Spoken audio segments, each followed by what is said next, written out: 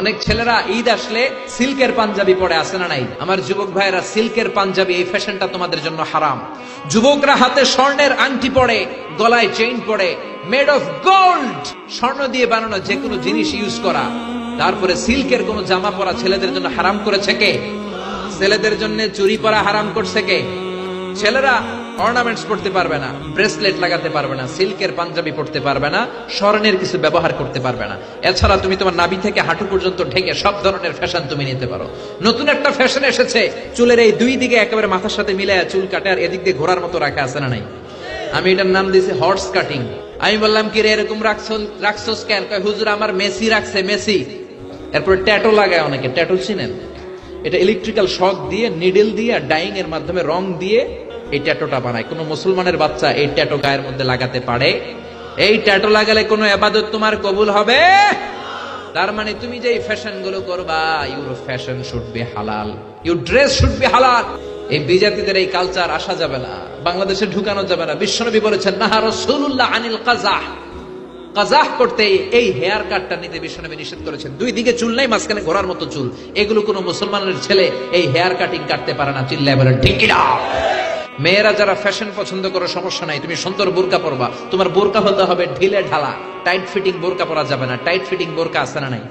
বিষ্ণু বলেছেন কাসিয়াতুন আরিয়াত মাইলাতুন মুমিলাত, কিয়ামতের আগে বোরকাও পরবে, আবার দেহের সব অঙ্গ বোঝা যাবে। তার মানে এমন টাইট ফিটিং বোরকা, দূর থেকে দেহের সব উঁচু নিচু ভাঁজগুলো টের পাওয়া যায়। এরকম আছে না নাই? আছি আমরা কোন জামানায়, লাজ শরম গেছে হারায়। আছি আমরা কোন জামানায়, লাজ শরম গেছে হারায়। পাতলা শাড়ির বাহার পাখি, ড্রেস লেহেঙ্গা, পোশাক দেখে নারীর লাজে মরে যাই। হাই হাই, আছি আমরা কোন জামানায়, লাজ শরম গেছে হারায়। ঠিক না? লাজ শরমের বালাই নাই। মশারি কি পাতলা, এর চেয়েও পাতলা কাপড় পরে মেয়েরা ঘুরে আসে না নাই? এই জন্য ভাইয়েরা, বড় ভাইয়েরা, বাবারা, মেয়ে কোনো আবদার করলে সব আবদার শোনা যাবে। মেয়ে যদি আবদার করে বাবা আমারে পাখি ড্রেস কিনা দাও, দেয়া যাবে? জোরে বলেন। যেই পোশাকে তার পুরো দেহ কভার হবে না, ওই পোশাক নারী পরতে পারবে না। আবার অনেক মেয়ে ব্রু প্লাক করে, আসে না নাই? ব্রু প্লাকের ফ্যাশনটা হারাম। অনেক মেয়ে আলগা চুল লাগায় মাথায়, আসে না নাই? এটা ধোকাবাজি। অনেক পুরুষও আলগা চুল লাগায়, আপনারা জানেন? এটার বাংলায় বলে পরচুলা। কোন মেয়ে পাতলা পোশাক পরতে পারবে না। মেয়েদের পোশাক হবে ঢিলা, মেয়েদের পোশাক হবে মোটা। এই নিয়মগুলো মেনে ছেলে মেয়েরা যেই কোনো পোশাক পরো, যেই কোনো ফ্যাশন নাও, ওই ফ্যাশনের মধ্যে বরকত আছে না নাই? ইসলাম তো ফ্যাশন সচেতন। বিশ্বনবী নিজেও কসমেটিক্স এর একটা বক্স রাখতেন সাথে, সুবহানাল্লাহ কইবেন না? অনেকে হাসে, আরে পুরুষরাও প্রসাধনী ইউজ করতে পারে। বিশ্বনবীর একটা চামড়ার তৈরি কসমেটিক্স এর ব্যাগ থাকতো সাথে, এটার ভেতরে বিশ্বনবী 6টা জিনিস রাখতেন। কয়টা? কথা বলেন। 1 নম্বরে রাখতেন মেসওয়াক, 1 নম্বরে কি? 2 নম্বরে জাইতুনের তেল, 2 নম্বরে কি? 3 নম্বরে আতর, 3 নম্বরে কি?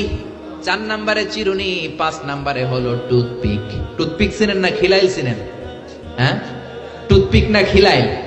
6 নম্বরে সুরমাদানি।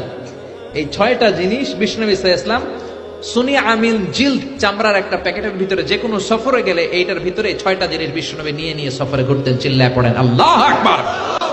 এজন্য ফ্যাশন করতে ইসলাম তোমাকে, Islam doesn't make any kind of complexity to take any new fashion.